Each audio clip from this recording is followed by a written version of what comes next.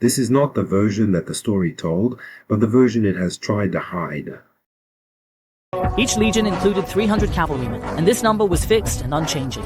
To ensure that each legion had equal combat strength, when forming a legion, the 4 administrative districts would have those required for military service line up in 4 separate queues. Each queue would send out 4 people, making a total of 16. The first legion would take away these 16 people, then the second legion would take the next group, and after all 4 legions had each taken a group, the next round would start with the second legion. This process would continue until each legion reached the required number of 4,500 men, with the remaining individuals serving as reserves. Once the Roman legions were fully assembled, the 2 consuls would request each allied state to send their troops.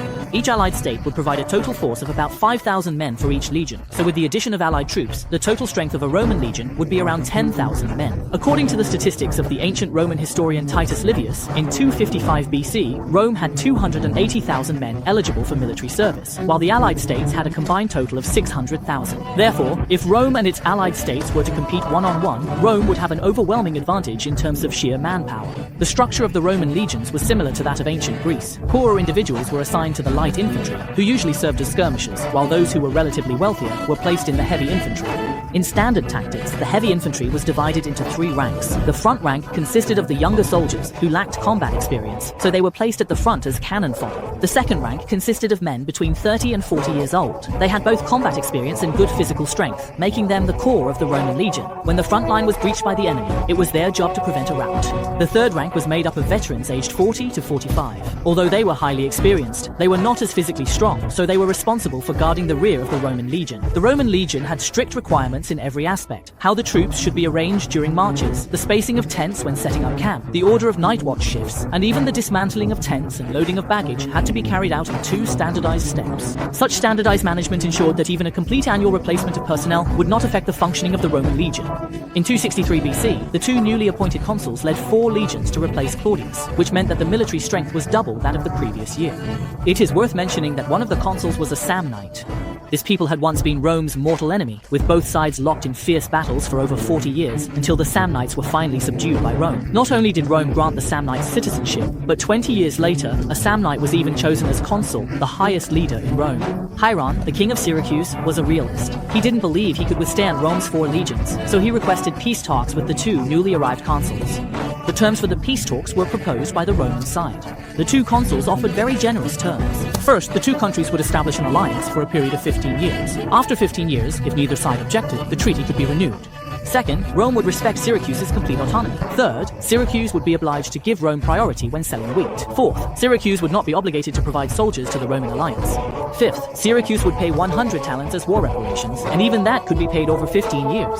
This compensation was really just a token gesture. King Hero of Syracuse was deeply moved, and for the rest of his life, he never betrayed Rome. Even when Rome was in dire straits, Hero continued to give Rome his full support. Now, Rome had already brought the eastern half of Sicily under its control. Feeling immense pressure in the western half, Carthage dispatched a massive force of over 40,000 troops by land and sea, determined to fight Rome for supremacy over Sicily. At this point, the Punic War broke out in full scale. All-out war broke out. The Carthaginians once boasted arrogantly that without their permission, even washing hands in the sea was forbidden for the Romans. This shows just how confident the Carthaginians were in their naval power. Rome and Carthage had signed 2 unequal treaties, the main content of which was, Carthage could sail freely in any sea and trade in any port, while Roman ships and those of Rome's allies were restricted to a very limited area. As for other ports, not only was trade forbidden, but even seeking shelter from storms was not allowed. But this was before the Punic Wars. In the First Punic War, Rome quickly made Carthage pay the price for its previous arrogance. The First Punic War began in 264 BC and ended in 241 BC. By the second year, Rome had already taken control of the eastern half of Sicily, and the Senate believed that Sicily could now rest easy. Unexpectedly, in the third year, Carthage sent 40,000 soldiers to land on Sicily. When the Senate learned of this, they hurriedly dispatched 4 legions to Sicily again, led by 2 consuls.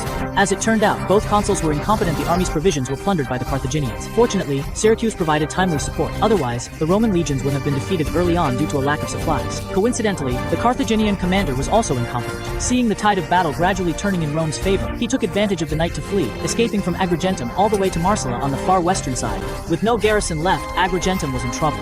After the Roman army entered the city, they burned, killed, and looted, forcing 25,000 people into slavery. The kind-hearted citizens of Syracuse bought most of the slaves on credit and then allowed them to return to Agrigentum. Although Agrigentum was no longer at its peak when the Punic War broke out, its population still reached as many as 50, zero at that time, and to this day it remains famous for its magnificent temple ruins. In fact, most of Sicily was made up of Greek colonies. It's just that Greece itself suffered even greater destruction, which is why there are more surviving ruins in Sicily than in mainland Greece. Many city-states in Sicily were hesitant and uncertain. They didn't know whether to side with Rome or Carthage. But after witnessing Rome's barbaric actions, they decisively chose to support Carthage. Now the war had reached a stalemate. Agrigentum was originally within Carthage's sphere of influence, so Rome no longer had any way to retreat. This war could only end when one side achieved complete dominance over Sicily. The following year, Rome sent another 4 legions to Sicily. That year, the Roman legions advanced with unstoppable momentum, continuously capturing cities in Sicily. However, their successes were limited to the inland areas and did not shake Carthage's coastal cities at all. Now the Romans finally realized that the coastal cities of Sicily could receive a steady stream of supplies from Africa. If Rome did not control the sea, it would never be able to win this war. But Rome didn't even have a single ship. How could they possibly compete with Carthage, a maritime superpower? So, the Romans worked hard and began building ships. Lacking experience, they dismantled captured Carthaginian warships and then copied their design. At that time, the Greeks used warships called triremes, which, as the name suggests, had 3 tiers of oar benches. These ships required 100 rowers and could also carry 100 soldiers. The Carthaginians, on the other hand, used warships called quinqueremes, which had 5 tiers of oar benches, accommodated 300 rowers, and could also carry 300 soldiers. Carthage had 120 quinqueremes, which means Carthage possessed a naval force of over 70,000 men.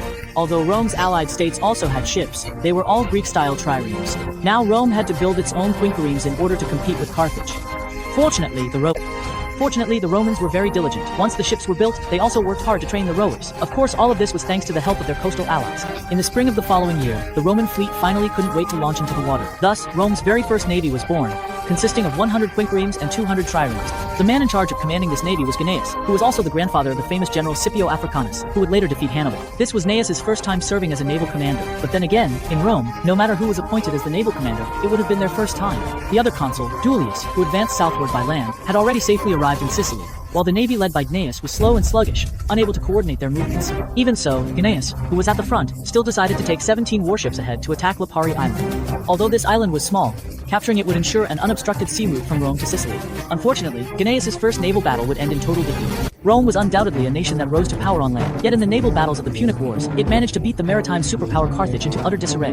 This was thanks to the ingenious Roman invention, the Corvus boarding bridge, as well as their unconventional tactics. In 260 BC, the 5th year after the outbreak of the First Punic War, the Roman consul Gnaeus, setting out to sea for the first time, planned to lead 17 warships to attack Lipari Island. As long as they controlled this small island, the sea route from the Italian peninsula to Sicily would be completely unobstructed. However, Carthage, a maritime powerhouse, understood the strategic importance of this island even better than Rome did, so they immediately dispatched 20 warships to retake Lipari Island. When the Romans woke up, they found themselves already blockaded in the harbor by enemy ships. A small number of Roman soldiers managed to escape into the mountains, but the rest, including the consul, were all captured. Gnaeus became the consul who was taken prisoner before the battle even began. He only returned to Rome later, during a prisoner exchange between the two sides. Fortunately, Rome never punished defeated generals. Moreover, a few years later, he was once again elected consul, returning to the battlefield in Sicily with the shame of his previous defeat still upon him. After Gnaeus was captured, the remaining ships all safely reached the port of Messina, and command of the navy was handed over to another consul, Duilius, who was originally in charge of the army.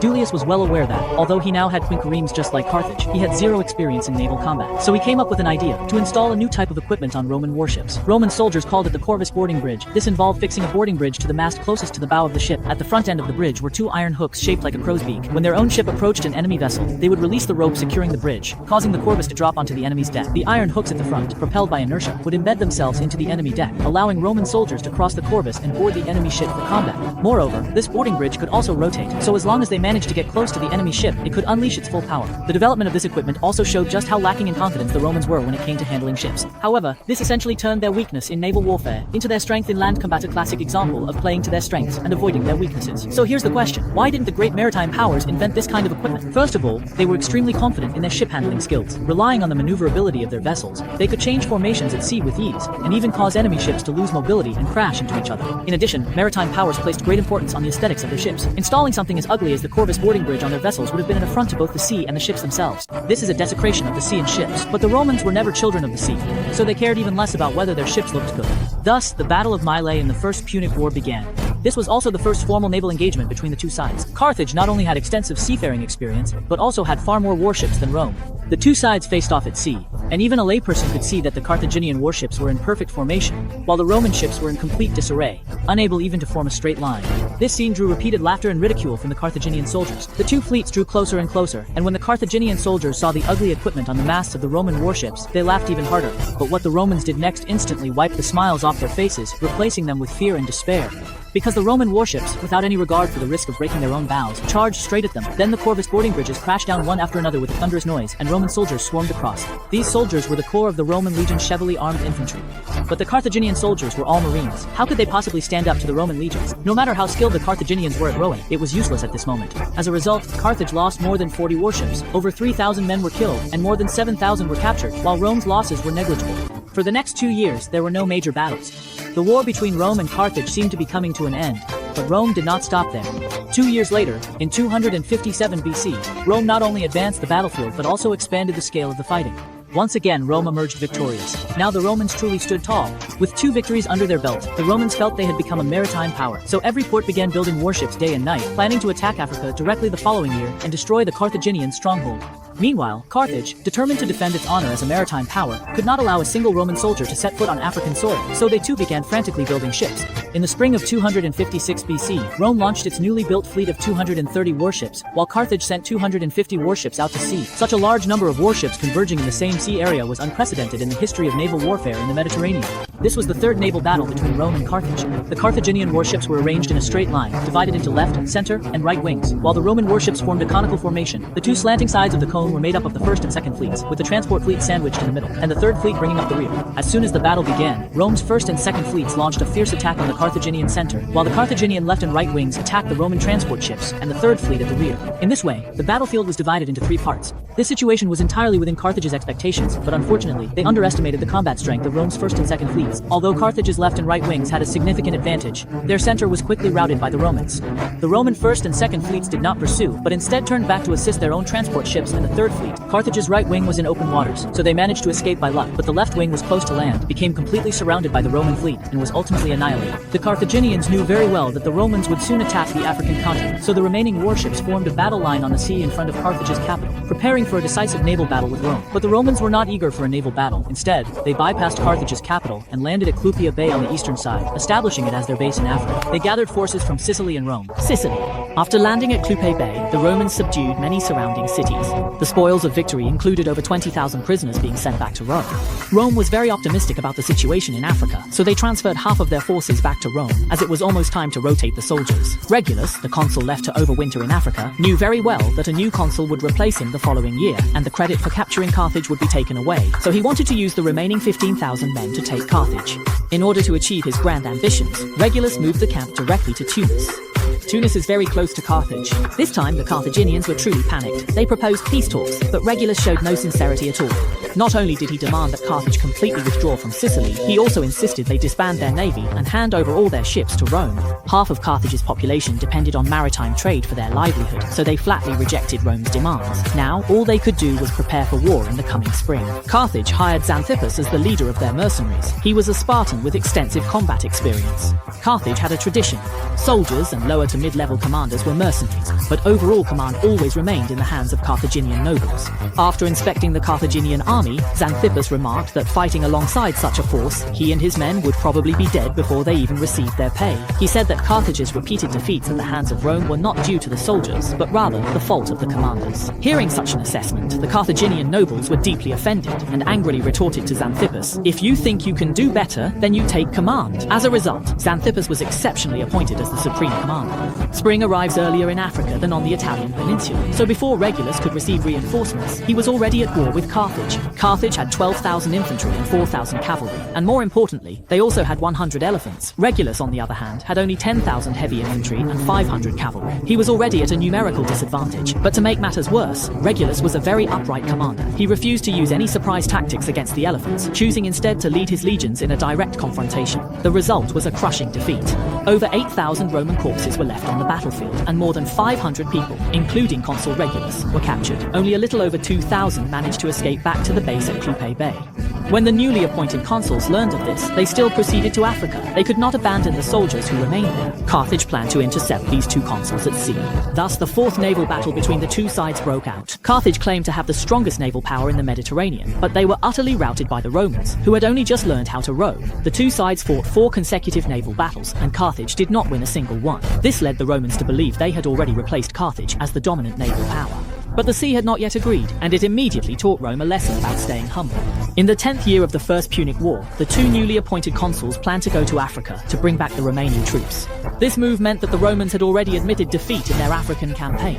However, on the way, they were intercepted by the Carthaginian navy, and thus the fourth naval battle between the two sides broke out. This time, Rome was once again the victor. Perhaps after the decline of Greece, Carthage no longer had any rivals at sea. Although they were skilled at sailing, they lacked combat experience, and as a result, they were repeatedly defeated by Rome.